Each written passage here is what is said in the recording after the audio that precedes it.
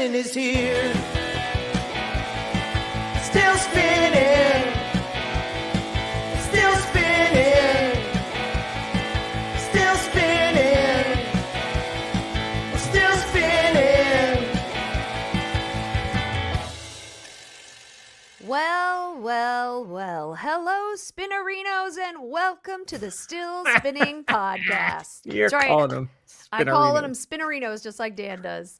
Hello and welcome. We know we've been gone for a few weeks, but we're so happy to be back, and we're happy that you're joining us. My name is Nicole. His name is Dan. Hello.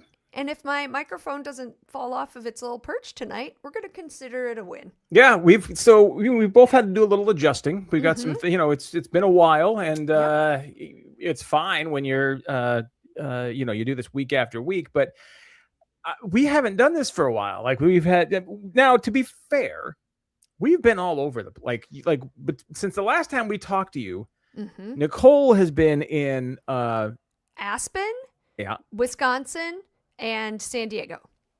And I have been in Grand Rapids. Glamorous. Actually, all of my places are in Michigan. Now that I think about it, it was different trips, but that's still far for you. Grand Rapids, Kalamazoo, and the Upper Peninsula of Michigan, like right on Lake Superior. So, did you go up and around for the Upper Peninsula? I'm assuming. No. So there were two different trips. Like the weekend, like when we went to the Upper Peninsula to go there for a little few days, we just went straight up. Yeah. And then this last Grand Rapids and Kalamazoo, I went down and around, down through Chicago, which totally bummed me out that I forgot. Like, I'm like, wait, I have the option of taking the ferry over there. I was going to say, why didn't you take the ferry? When I realized that it was 5:45 and I was leaving too. I was leaving that night. But the ferry, the last one leaves at 7. I'm like, no, I probably can't get down there, get on the boat and do all the, I don't know. That's too bad. Cause that cuts off I don't know how much time it cuts off. Zero time. It cuts off no time. Stress. But you're not driving. You're just chilling. You're, and you don't have to drive through Chicago. Can I just tell you, I was stunned at this, and I shouldn't be, I know, but, and I can't even tell you what road I was on. So, okay. I took 294. I went around. I tried not to go through downtown. I always try to go around Chicago when I can. And so I get to Indiana and I stop in a town, and it's got to be near Michigan City, Indiana, because they had power. So that was, step one. So it wasn't Gary. And I'm noticing as I'm driving, it's telling me up ahead, there's construction on the road. And there's like, it's yellow. Wait, what's telling you? My Google your GPS thing is telling me and it's yellow, and I'm like, and it's dark yellow. So I'm like, oh, there's a nice little backup there. And it's into Michigan. It's somewhere in Michigan. I'm like, huh, okay. So they're doing construction or something. I pull off the road. I actually get gas. I look across the street and I say, hey, how about a Diet Coke from McDonald's? And I'm like, cool. I don't need to go off on a third tangent because I'm on like level C now at this point. Sure. But that's unusual for you.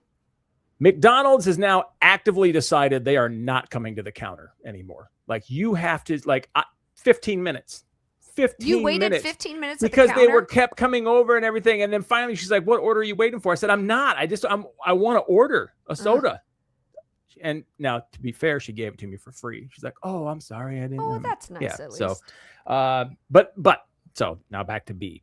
I get back on, and now the backup has disappeared. Huh. I'm like, oh, that's cool. And then I drive over the interstate, and I'm like, oh, it's not taking me on the interstate. It's taking me around the backup on these side roads in the middle of Indiana and Michigan in the dark. Oh. And these are not good roads. And so I think it's Highway 12. Anyway, so I'm like, oh crap, what do I do? And I'm like, well, you know what? Google knows which is the faster way. So anyway, so I'm getting out. Now I'm driving off the interstate, and I get to, I think it's a town near like New Buffalo, Michigan. It's it's literally just as you come into Michigan. And that's an important point because I am on this dark back road, middle of nowhere, right? Like, it must be pretty close enough to the interstate, but I don't see the interstate. As far as I know, it's not here anymore, but it's a dark road, middle of nowhere. And Nicole, I kid you not, I roll into town. I roll in pure Michigan. I'm like, oh, it's the Michigan border, Michigan. 1, 2, 3, 4, 5, 6, 7, 8, 9, 10, 11, 12 pot dispensaries. They are everywhere. Again, middle of nowhere, and nice, all big, beautiful new buildings lit up. I thought it was a casino. Like they were so bright and so mobile signs and everything. 12 in a row. No businesses between them, no gas stations, 12 separate pot dispensaries in a row. That's amazing. Within 2 blocks. Like, I don't know. It's more than 2 blocks because they've got pretty big. But like there was nothing else, nothing on the other side of the road. It was just after Indiana Dunes National, whatever it is at National Park now. So you just cross into Michigan and it's 12 giant pot dispensaries. Which one did you like the most? Well, the third and the fifth one I thought were probably the best one, but so they must have been there first. But no, I've never. You must have been close to the highway because they wouldn't put that many. I would assume. That's what I was thinking. I actually should go back on Google Maps and look and see where exactly this was and how close I was to the interstate, because they can't put they can't put 12 pot dispensaries in the like. Yeah, it has to be less in the middle of nowhere than I thought, but still, dark road, nothing else on this road, and 12 in a row pot dispensaries. Which is interesting. Well, I guess coming out of Indiana, I don't think it's legal in Indiana because it is legal in Illinois. Yeah. So it's not like you're getting, but I suppose there's a little bit of a state in the middle of those two. But then again, they make so much money that you can have 12 of them. Like you can have. Think about how much money they have to be bringing in if you can have 12 of them surviving next to each other. Well, and also, as someone who I only use them to go to sleep. I don't react well to the stay up and be happy ones, but the ones that help you sleep sometimes will help me sleep. But I can say going into different stores, it's a very different vibe and they have different products. So it's not like they all have the same thing. It's sort of like, do you like to go to Walmart? Or do you like to go to Target? Or do you use a little Nordstrom? Yeah. Some of them are you walk in, it's just a room. You walk to the person and you talk just to them. Other places have like little displays and things where you can browse and see what they have. And then you order, much like McDonald's, you order in the little kiosk and then you go up to the counter and get it. You can order online and pick it up at some places. So it is. So are they different, like, flavors and different like everything, different like brand names, some places carry, for example, Camino is a product line. Some of them carry it, some of them don't. Wawa, some of them do and some don't. No, I'm sure with 12 they weren't all different. But people develop which one they like, which one they don't like. So all I could just was thinking about is how much money they have to make that 12 of them could sit there right next to each other. And it used to be strip clubs, right?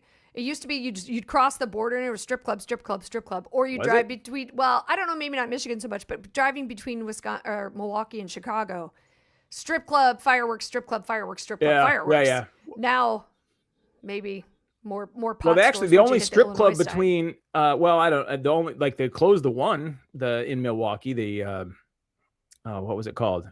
It was on the it's on the border it's actually the one on the border. Oh, on the border. Yeah, that one got closed? Yeah. But apparently the prostitution, a lot of it was going on there. That seems weird. Who knew? I don't know why anyone would expect that. But I did learn while we were on vacation in the Upper Peninsula. So we were in Ironwood, Michigan and Hurley, Wisconsin. And Hurley, Wisconsin has more strip clubs per capita than I believe anywhere else in the United States. Why?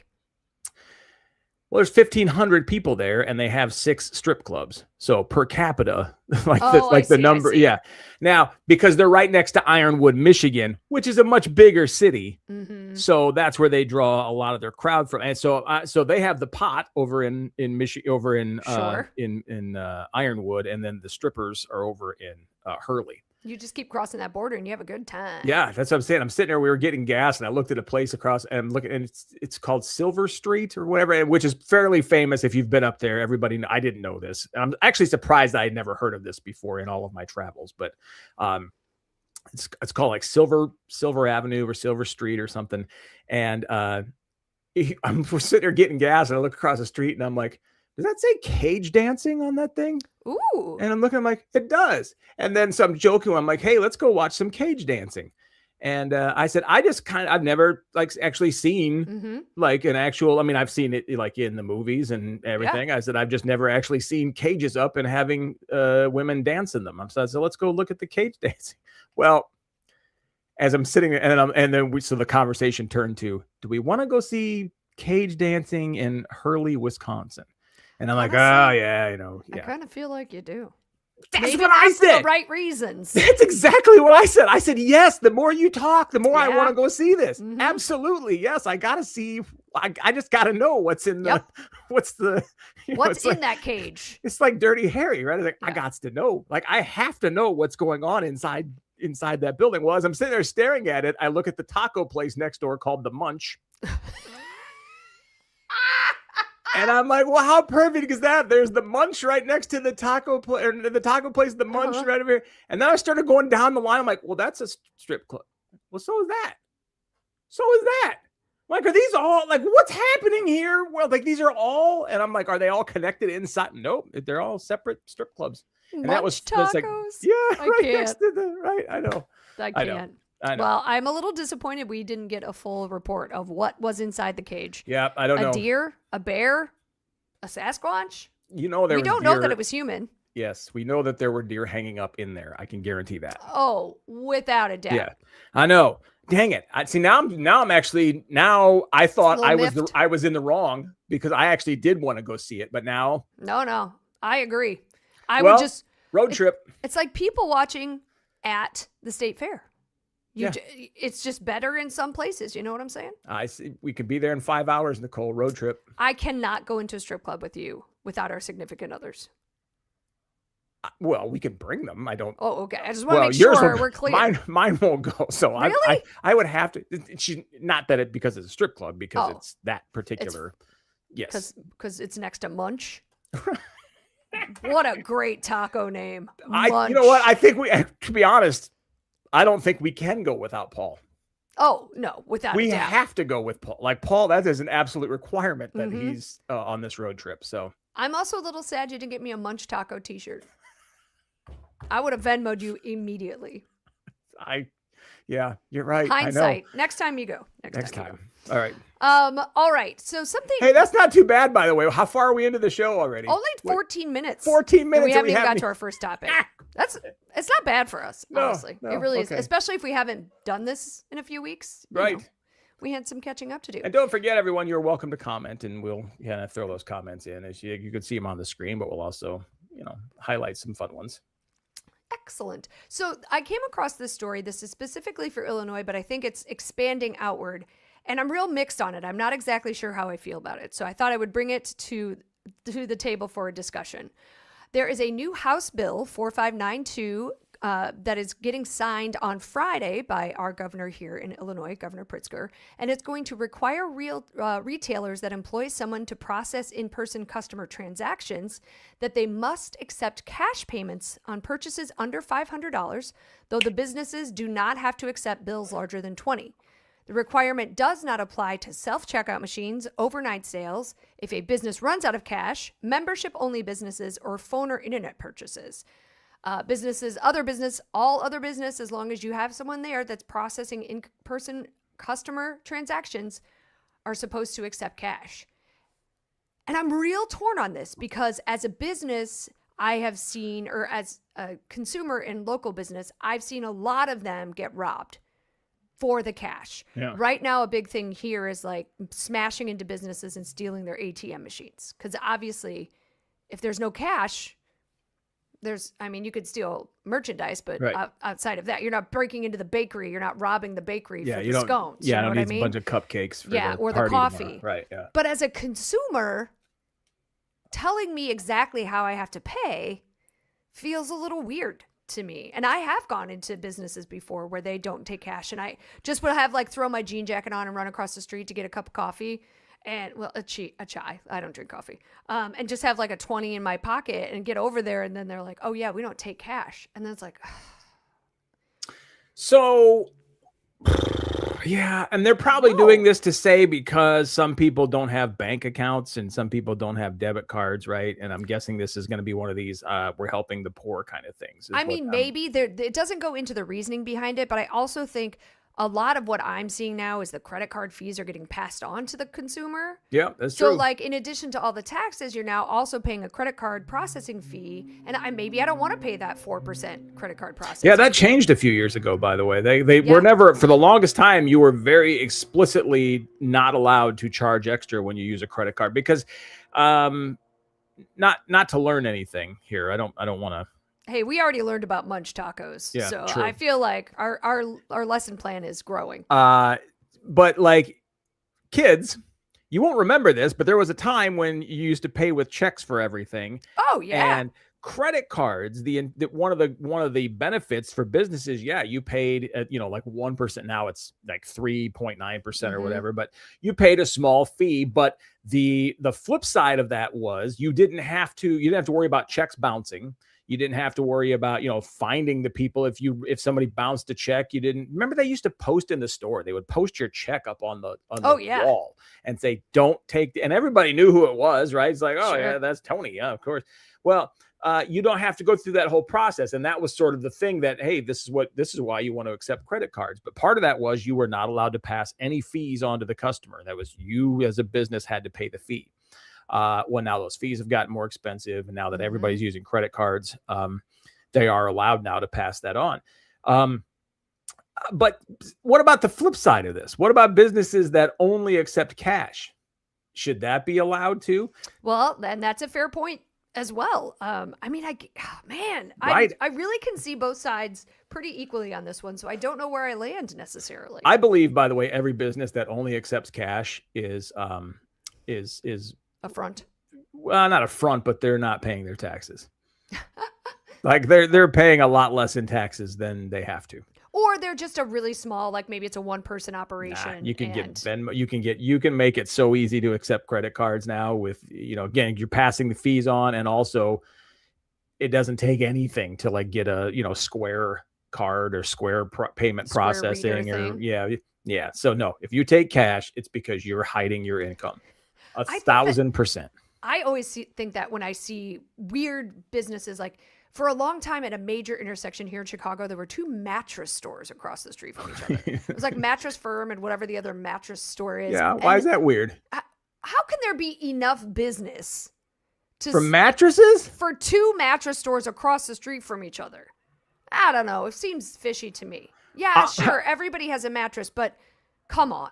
I saw, I tell you the one that freaked me out. We used to have it downtown here for the longest time. A cobbler shop. What? Cobbler, shoe repair.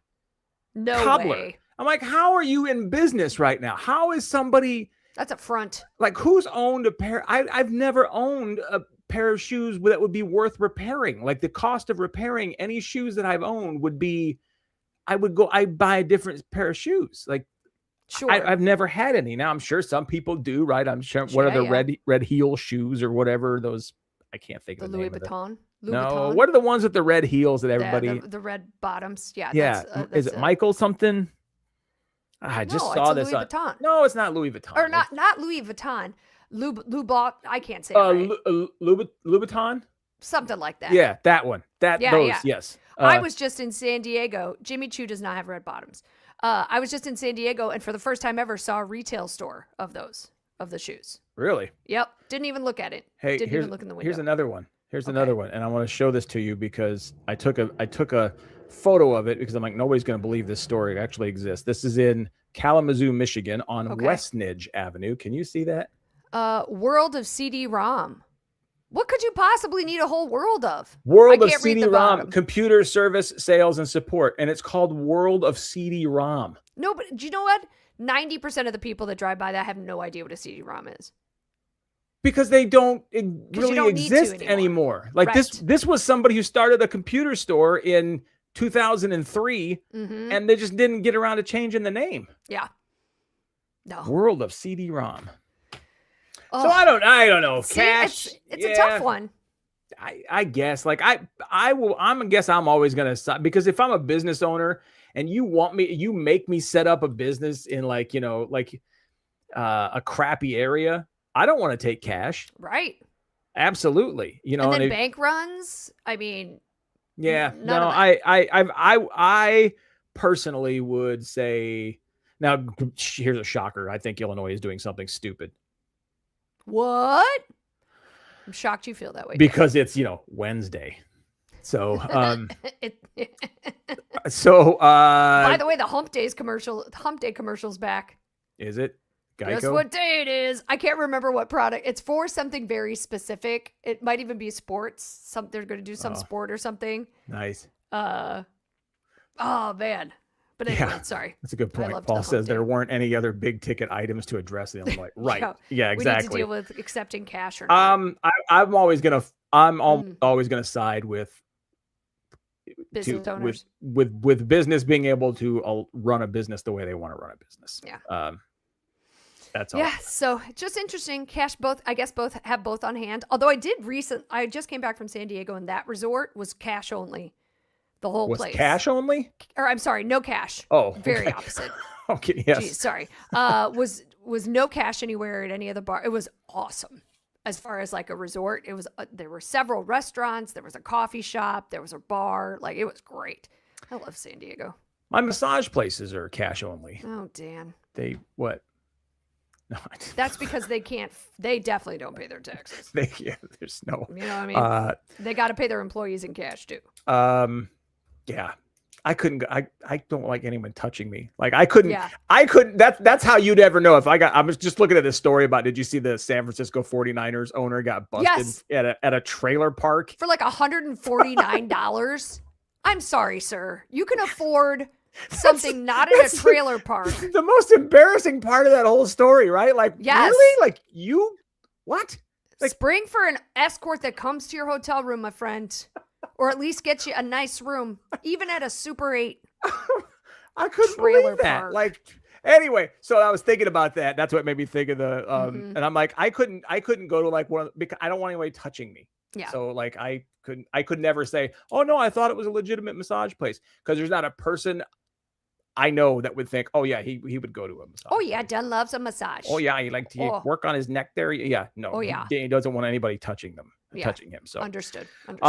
Okay, so next up, this is pretty serious. A woman scammed by a Kenny Chesney impersonator. Ugh.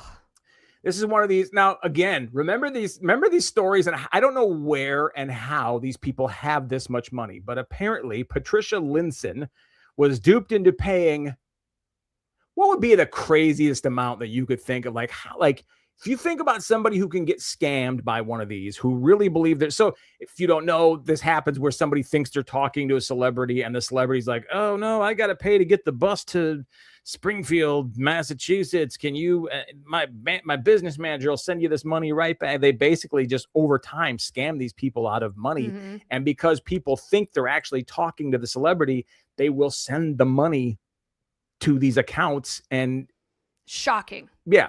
So how much money would it, like, the brain, what does your brain tell you would be the most amount of money that somebody that would fall for something like this would have to send? What's the number? $5,000. And even that feels like a lot. I'm in that $5,000 to $7,000 range as well. Yeah. This woman was duped into sending $310,000. Are you kidding me? $310,000 to a phony Kenny Chesney. Oh my God. I feel so bad for people who get scammed, but also this $310,000. Here's a PSA to everyone listening. At no point in your lifetime is an actual celebrity reaching out to you for anything. Step 1. Step 2, they don't need to ask you for money. Well, celebrities reaching out to you? If I got an email from like Carrot Top saying, "Hey, I need some money," I'd be like, that yeah, you would believe. Yeah, I mean, there's a couple celebrities like that. Dustin Kid from Saved by the Bell. Oh yeah, you still live in Port Washington. Yeah, right. Like if I got a message from him saying, I'd be like, well, I can see he's probably is asking for that. But I mean, I'm not going to send reaching it out to to him, you. But, right. Yeah. Right. He's not. I'm sorry. Yes. He's not, unless you already know these people. And even then, no one is no celebrity at no point in their career is reaching out to the average Joe and asking them for money. 300. Did she take a mortgage out on her house? Like, she had to, right? She had to. Yes, but God, that's so sad. It is. So now the reason this is in the news today is because a judge has finally come out and said, after a years-long legal battle. Legal battle? Yeah. She sued. Who do you think she sued? Just said, I mean, the way this is set up, this has to be, you have to know where this is going. Who do you think she filed this lawsuit against? I would assume whoever scammed her, or however whatever, maybe a platform if it was on Facebook or something. No? Who? She filed a lawsuit against Kenny Chesney. What? The actual Kenny Chesney. Saying what? Hey man, somebody lied and said they were you? Apparently he didn't do enough to go online and weed out the people who were pretending to be him. Yeah. First off, I'd be so embarrassed. I would never tell anyone this story, let alone like try and sue somebody to get some money back. I get her desire to have the money back, but like, sure, in the list of people who should be looking at a lawsuit here, I mean, I can't understand it, but like, it would make more sense if you were suing WhatsApp or whoever, like whoever facilitated this, or the bank who didn't stop or something. Like, I think those are wrong too, but right. At least in the list of things, Kenny Chesney was just sitting at his house doing nothing. And this lawsuit has been going on since 2022. What did the judge finally say? He doesn't have they just dismissed this outright and said, no, you don't have to. Yes. So is there a ruling that's just, this is fucking stupid and we are not even going to take the time to entertain? That's about what this is. But they did take the time because it's been going on since 2022. It was LinkedIn. Yeah, Kenny Chesney. First off, Kenny Chesney's not on LinkedIn. I love LinkedIn. Don't get me wrong. Do you? I've been trying. You're not a fan? I know I have to because it's where I need to be doing some of my marketing and stuff, but I just can't get in. I just can't wrap my head around LinkedIn. Huh. Maybe you could teach me. It's like a business Facebook. I mean, if there's anything I could teach you, that would be kind of amazing. Yeah, but LinkedIn, like Kenny Chesney on LinkedIn asking for it does feel more official than like Facebook. I mean, LinkedIn is a much more official type of website. Wow, that's the fraudster allegedly needed it to appear at awards shows and to repair instruments and pay for music videos. I cannot. I wish there were a way we could just help stupid people. I really do. Like, it's we sad. can, but we won't do it. This is embarrassing that they let her file that. Right. That's what I'm saying. Like, how did it go on this long? There should just be someone's job, some judge who's been practicing law should have the job that gets to just be like, nope. And you come in, you submit your paperwork, they read it over, and then they just shred it right next to you and right in front of you. Like, no. Like the fact that he even had to pay a lawyer to deal with this. Right. Ugh, absolutely disgusting. They should go after her for legal fees. Oh my gosh, write a countersuit. Yeah, just like apparently you got some money laying around, so. Yeah, might as well. Yeah. All right. A story came out, I think this was last week, about a flight that really just ticked me off. It's called Porter Airlines, flying out of Toronto. They were they had just left. What's that? Oh yeah. Oh yeah. They had just left the terminal. I'm sorry. They were flying out of Victoria International to Toronto. Okay. They had just left the terminal. They were heading for the runway when crew members saw a toddler standing on their seat. So after the aircraft left the terminal and proceeded to the runway for departure, a young child was standing in their seat and would not secure their seatbelt. Attempts by the accompanying parent and crew to address this were unsuccessful. The aircraft could not take off in this unsafe condition, so the crew elected to return to the terminal and have passengers disembark.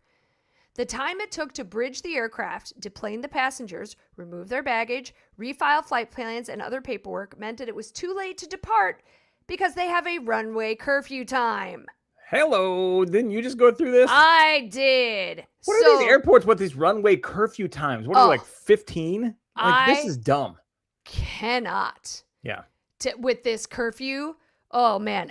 So I bring this up because I am of the opinion, because now all those passengers had to stay overnight. They had to get rebooked on a flight.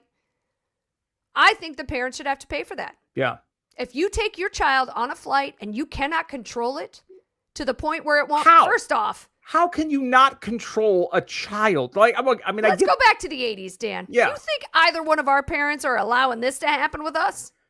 I think even today, most parents are not. Like, at some point, the parent's going, because doesn't the parent want to get to where they're going to? I would assume. I would hold that child down and strap him in. I would have helped put that child. Oh, 100%. Yeah. But they had, I think they should be financially responsible to the airline for all of the... Well, to all the people, because the airline's not paying for people's hotels in this case. I mean, I think they are. No, why would they? This is not a weather is the only reason they're going to pay. Weather or mechanical is the only reason that an airline is going to pay. I don't know how it works in Canada, but in the United States, only weather and mechanical reasons are there. Ooh, I wonder if that's why. It's because originally on our Aspen flight, the first text we got after we missed curfew. Oh, they're really, they love to find a way to blame things on weather. They love to find a way to, they'll love to find a way to blame it on weather, because weather I take this all back. Weather, they don't have to pay. Mm-hmm. If it's weather, they don't have to pay. Mechanical and like any other reason that, the flight's delayed, crew, scheduling or whatever, the airline is responsible for vouchers and all that kind of stuff. But weather, the airline is in no way responsible. We got our first offer from the airline when our flight was canceled. Well, our flight was delayed to the next day because we missed curfew, and it was 10% off a hotel. And then 20 minutes later, we got the full vouchers and that sort of thing. They don't say in this article who, who, if anybody was pissed off enough, these parents should get sued. If I were on that plane, that's who you can sue. Don't sue Kenny Chesney. Sue that damn kid that wouldn't sit his ass down. I'm sorry. There's no way I'm missing a flight out of a town because some kid won't sit on the plane that. Yeah, absolutely not. I think they should be banned forever from that airline, and I hope they are. The whole family. Let's end with this one. Now, I know that you follow. I know, Nicole, that you are following very closely the Senate race in Alaska. Oh, I can't even. I've got a whole situation room. Well, the GOP candidate running there for I know you know all of this, Nicole. Yeah, of course. Is Dan Sullivan. Dan Sullivan is running for re-election. Okay. Over retired teacher and former. Trying to think who this guy used to work for somebody else, used to work for another politician. I can't remember who it is, but so Dan Sullivan running for re-election over retired teacher and Democratic frontrunner Dan Sullivan. Yeah. Oh yeah. Mm-hmm. Yeah. So Dan Sullivan is running against Dan Sullivan. Okay. Thankfully, in these kind of cases, you're always looking for somebody to help push the vote one way or another. Sure. Endorsements and people to come out and say, yeah, I would vote for Dan Sullivan. Yeah. Well, Dan Sullivan, the GOP candidate, has just that person, and that is the former mayor of Anchorage, Alaska. Oh. Who has come out and said, vote for him. Nice. That former mayor is Dan Sullivan. How do you even keep that straight? Dan Sullivan endorsed Dan Sullivan over Dan Sullivan. Dan Sullivan. Oh, the marketing opportunities that are available for this campaign. How do you not have a boxing ring? Dan Sullivan versus Dan Sullivan. Versus Sullivan. So yeah. Or a blind taste test. Which Dan Sullivan do you prefer? And his statement was, as the OG Dan Sullivan, I urge Alaskans to vote for Senator Dan Sullivan. Now, the way they're doing this is the middle initial. So you have Dan S. Sullivan facing Dan J. Sullivan. I'm calling it right now. There's going to be a recount call And for this. the former mayor is Dan A. Sullivan. So Dan A. Sullivan endorsed Dan S. Sullivan over Dan J. Sullivan in the Alaska Senate race. Just from what you do in your professional life, would you encourage your candidate to change their name or use a nickname or something if they were the one that were running up against the incumbent? No. What do you do here? Like, I mean, this it's your is name, such a weird thing. Like, you do need to. Maybe I would go with Daniel or Right, something, sure, right? sure. I mean, just Or Danny. Danny, sure. I mean, something. Yes, you can't keep saying Dan because that's just going to confuse people. Yeah, you got to differentiate it. So, Yeah. I mean, How well, if you're the interesting. front runner, you're fine. But then you don't know if you're the front runner because when like, how do you know if you're the front runner? Because the polls, people don't sure. know who they're saying. They won't know until they get and look and see Republican, Democrat, whatever. They Yeah. don't know which one. So when the pollsters call them and say, "Hey, who you voting for?" You go, "I'm Dan Sullivan." And well, which one? A? I don't know. A? Maybe S? The I don't top know. one? It'd be interesting. But anyway, The one who's going to win? mark that down. Dan Sullivan now endorsing Dan Sullivan over Dan Sullivan in the Alaska Senate race. Yes. All right. Well, listen, thank you all so much for joining us. It's we're happy to be back. I did find a little something interesting as I was working on putting this episode together. Apparently, I didn't publish our last episode. Dan? Yeah. So this is episode 151, and I noticed that because I looked at the list to see what the number was, and the last number that was published on our podcast was 149. I'm like, whoops, no, we did 150. And then I went, look, well, I didn't publish. So we have a lost episode. Ooh. So I Are may you gonna just push it out I don't at some know. I point? may just hold on to that until we don't have until we're gone for another week, and then Yeah. just use that as it's the famous Still Spinning podcast lost episode. Yeah. I like it. See. I don't know, but anyway, so Don't go in the hatch. Not Penny's boat. all right, you guys have a great one. Thank you so much for joining us.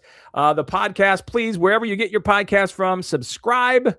Even though we'll be back. It'll be more regular now. I know it's been our summer break. It's been a busy and summer.